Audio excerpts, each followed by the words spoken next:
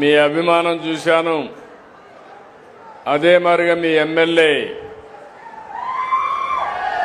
ఆంజనేయులు గారి ఉత్సాహం చూశాను.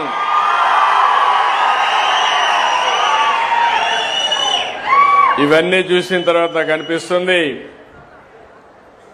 రాబోయే రోజులన్నీ కూడా వెన్నుకొండకు మంచి రోజులేనని చెప్పి మరొక్కసారి మీ అందరికీ విజ్ఞప్తి చేస్తున్నా.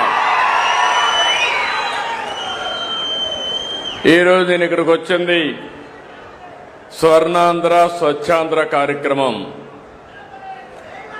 ఇందులో దుర్గారావును చూశారు. మామూలుగా స్వచ్ఛ రథం డ్రైవర్.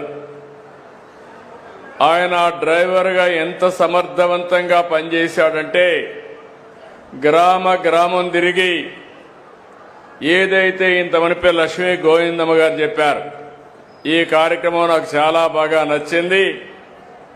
వేస్ట్ నుంచి సంపద, చెత్త నుంచి సంపద ఏ విధంగా సృష్టించగలుగుతామో మాకు నేర్పిస్తే బ్రహ్మాండంగా నచ్చిందని వారు చెప్పే పరిస్థితికి వచ్చారు. వారిని కూడా అభినందిస్తున్నా.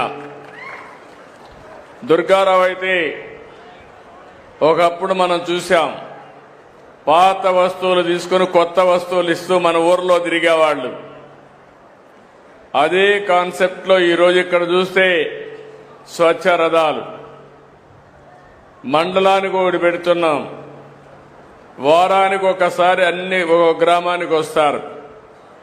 మీ ఇంట్లో ఉండే పాతవన్నీ పనికిరాని వస్తువులన్నీ ఇస్తే మీకు అవసరమైన నిత్యావసర వస్తువులన్నీ కూడా మీకు అందుబాటులో పెట్టే కార్యక్రమానికి శ్రీకారం చుట్టాం.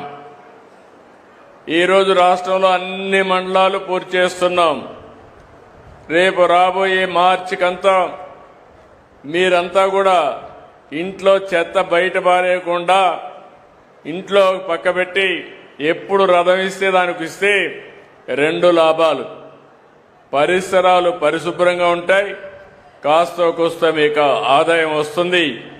అలాంటి వినూత్నమైన కార్యక్రమానికి శ్రీకారం చుట్టాం. నేను పల్నాడుకు వచ్చినప్పుడంతా చూస్తున్నాను. పల్నాడు అనగానే ఒక పౌరుషాల గడ్డ. అంతేకాకుండా మొన్నే కోటప్ప కొండ తిరునాళ్ళైనా కూడా బ్రహ్మాండంగా చేశారు. పల్నాడులో అడుగు పెడితే వైబ్రేషన్లే డిఫరెంట్ గా ఉంటాయి. శివరాత్రి ప్రభల కంటే కోటప్ప కొండ ప్రభలే ముందు గుర్తొస్తాయి.